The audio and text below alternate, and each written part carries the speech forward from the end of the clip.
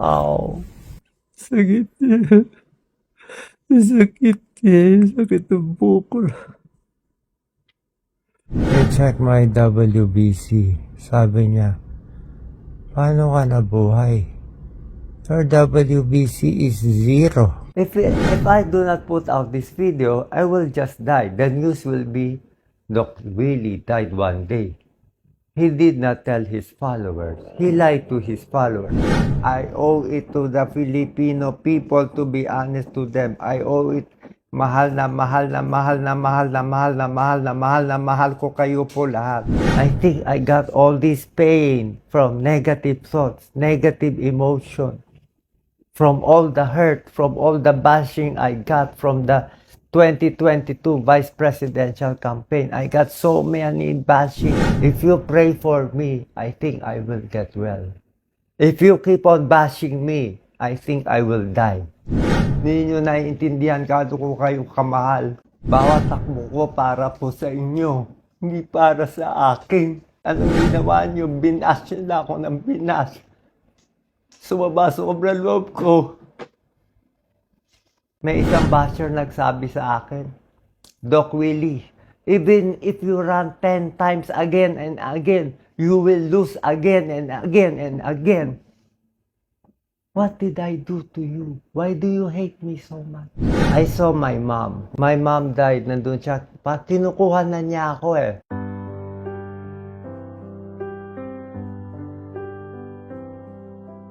Readmitted ako. I was vomiting. Delirious. High fever. They checked my WBC. Sabi niya, paano ka nabuhay? Your WBC is 0. My BP was low, 85/60. Dehydrated, sepsis, vasodilation of the artery from possibly E. coli. Ow! Sakit niya. Sakit niya. Sakit ng bukol.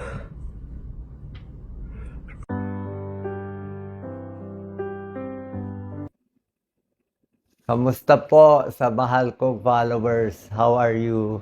Update ko lang po kayo sa condition ko ha. Walang iyakan muna, buhay pa naman ako. So today, ginagawa ko tong video, September 11, 2024. What time is it? 11 a.m. 10 a.m. Okay, 10 a.m. You know, parang may transformation po sa akin. Hindi ko alam, parang alam niyo, gabi-gabi, parang may pumapasok na spirito dito. Di ko alam ano nangyayari. At meron ako mga nakikita, kukwento ko sa inyo. Sabi nga nila, yung mga may cancer patients, I have sarcoma. Para sa mga doktor, you can use me as your case study din, ha? Okay lang po, hindi ako magagalit. I will allow it. Use Doc Willie on case study. Ganito yan. My diagnosis is sarcoma. One of the most hardest cancer to treat. It is 16 centimeter by 12 centimeter by 13 centimeter hidden inside my abdomen. The cancer situated itself in a very tricky and devious manner.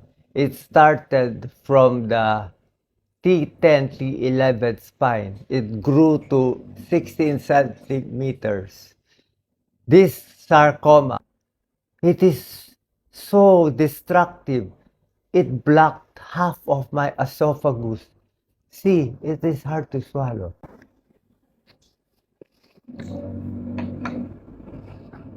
Ayaw pumasok.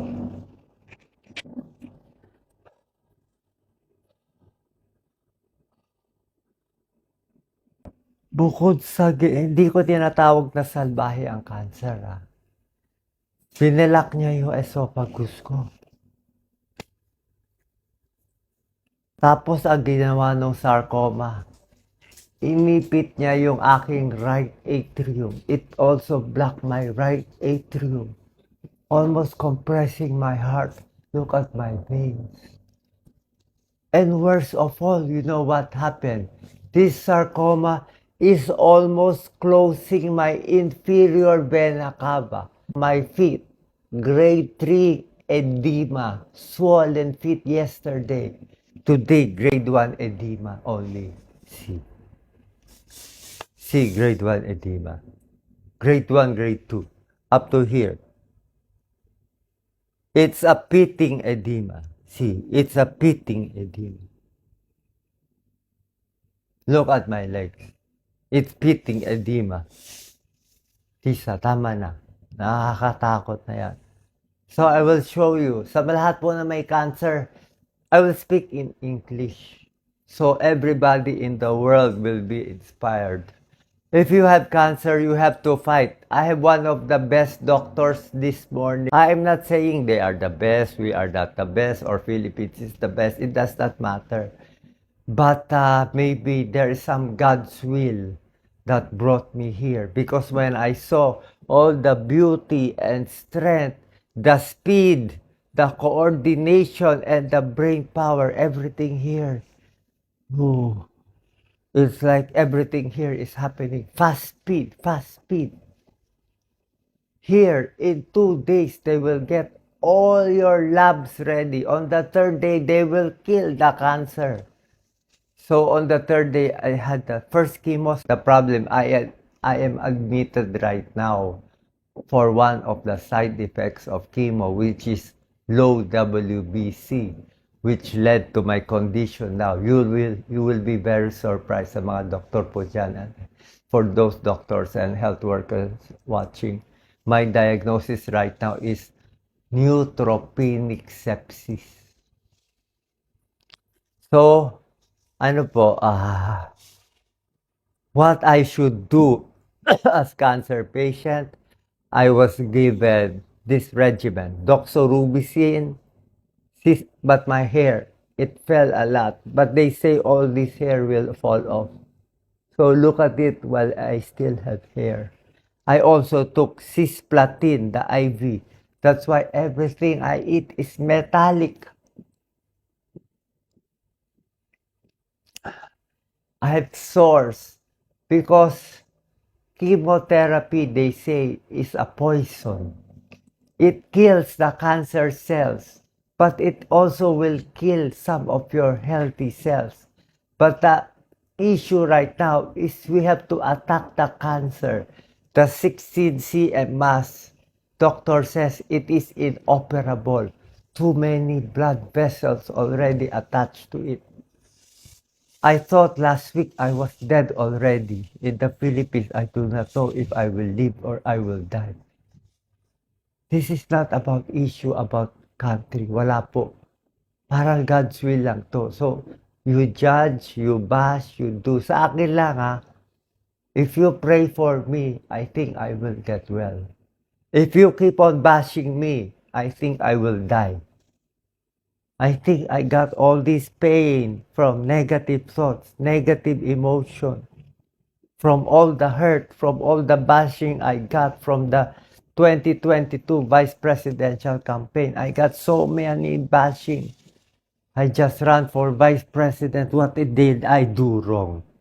I did not do anything wrong. I love every one of you. I'm doing this for the Philippines. Di ba may kasabihan tayo? Ang mamatay ng dahil sa'yo is the Filipino worth dying for. Gusto ko tumakbo, pero paano ka tatakbo? Sabi ng doktor ko, Kena, hindi ka na makakahabol. You have no more time. I need 2 to 3 months before they say if I will live or I will die. I was close to death 2, 3, 4, 5 times. I was having visions of war already. They say I was delirious. They say I was insane. I had many mental exams. So ito po, this is what you do. You have cancer patient. You have to try and get the best doctor, get the best diagnosis wherever in the world, US, UK, wherever you go. Nahihiya, I'm just ashamed. You know why? Because I'm lucky to have some money and people supporting me. You know my medicines, how expensive? I'm taking meropenem. Carbapenems, one of the highest antibiotics. But our countrymen are very poor. They do not have health care. They are just dying there from the corruption of politicians. I'm sorry.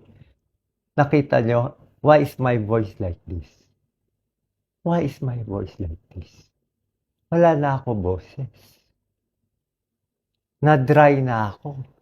Paus na ako. The old Doc Willie is gone. The duwag Doc Willie is gone. This is the new Doc Willie. This is the matapang Doc Willie Og. Kaya pag sabihin nyo duwag at pagtok si Doc Willie, yun yung luma ha. Iba na to. Pasensya na po mga politiko. Masasagasaan ko na kayo ngayon. Anyway, ako, pagat ko dila ko, mas mali siguro sinabi mo, Doc. Anyway, I'm dying. I don't care anymore. I don't care. I will tell you the truth. Politicians are corrupt in the Philippines. Sorry po kaibigan ko kayo lahat. Pasensya na po. Nagkaka-vision ako kagabi. I asked my doctor, every night I dream, there is a black hand trying to attack me. You can say I am crazy, okay lang. I do not have fear anymore. I don't care if you bash or like me anymore. I will tell you the truth. Let me drink a little rose.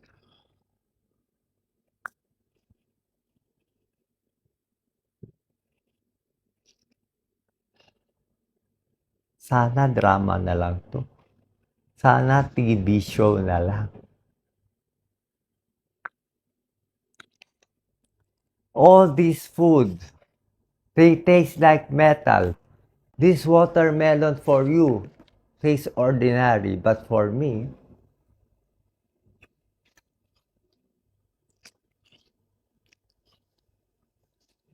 watermelon and dragon fruit for bowel movement. That is the correct process of healing. You should defecate, pass your bowels, and urinate every day. Get all the toxins out. You know what my doctor said, you can eat anything, you have cancer, you try to eat. Even if no taste, I try to eat. If I don't eat, I will die. These are my medicines. I will take it in front of you.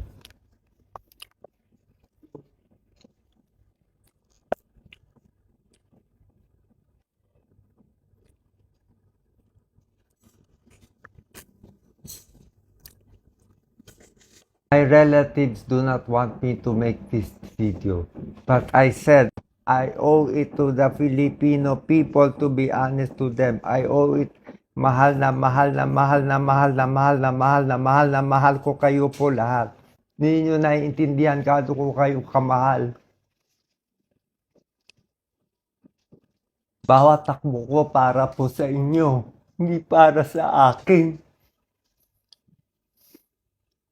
Unang campaign ko, wala akong gastos kahit na pangalawa, wala akong gastos, wala akong niloko, wala akong inaway. Anong ginawa niyo? Binas niyo na ako ng binas.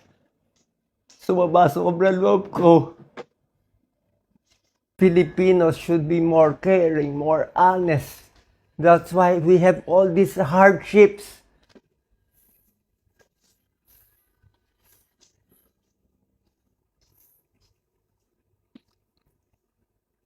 Filipinos love and cherish each other.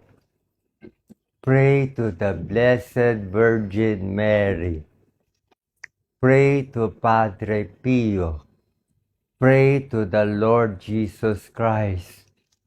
My whole body is tingling right now, Doc Lisa. Ito, ang kapal-kapal. It's like a spirit came here, all over here. I thought I had high blood pressure. Natatakot ako. So I got them to check my BP now. This is my BP. 115/74.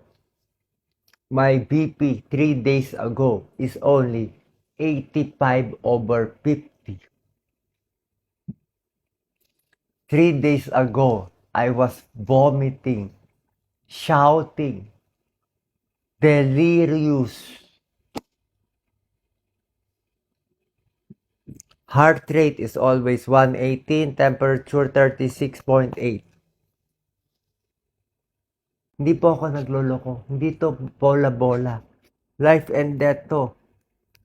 Baka bukas patay na ako. If I live, I will live for you. I will live for every Juan de la Cruz. We need good people to run. Good people to run as senator, president, congressman, lahat.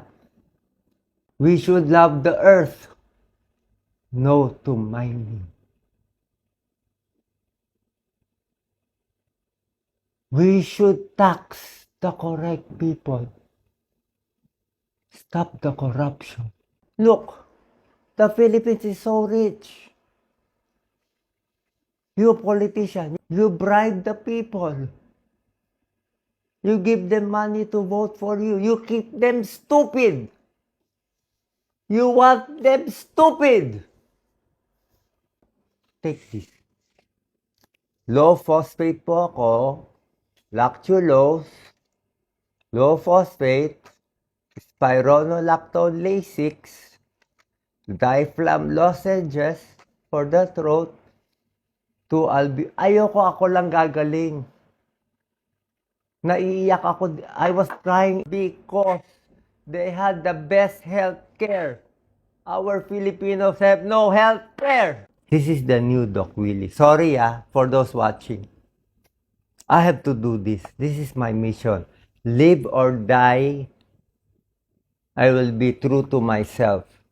The only reason to live is I love my daughter, Catherine. I want to live. I love Yen Yen.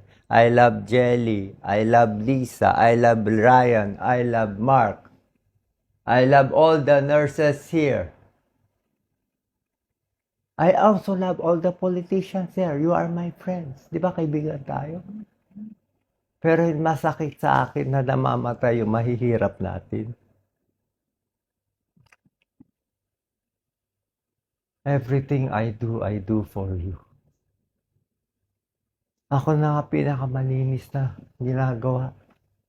Minababoy niyo pa ako. May isang basher nagsabi sa akin, Doc Willie, even if you run 10 times again and again, you will lose again and again and again. What did I do to you? Why do you hate me so much? What did I do? I never attacked Duterte. I never attacked PBM. I never attacked Larry. I never attacked Pico. I am nice to them. I interviewed them.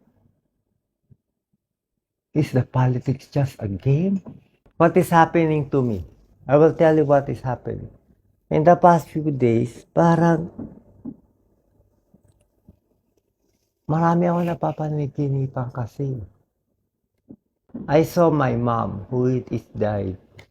My mom died. Nandun siya. Kinukuha na niya ako eh. All my 60 years old, I serve Filipino people. Lahat ng charity, all my charity work in Salamat Doc, in Makabayan Doctor, in doing charity work in Pasay Filipino Chinese for 25 years. We always give it to the Filipinos. We will talk medicine. They say I am crazy, but my serum ammonia is normal. Ano man naramdaman ko ngayon, Lisa? Parang nanginginig yung buong katawan ko. So, anyway, I will decide if I put out this video or not. Pero this is how I feel. If I do not put out this video, I will just die. The news will be, Dr. Willie died one day. He did not tell his followers. He lied to his followers.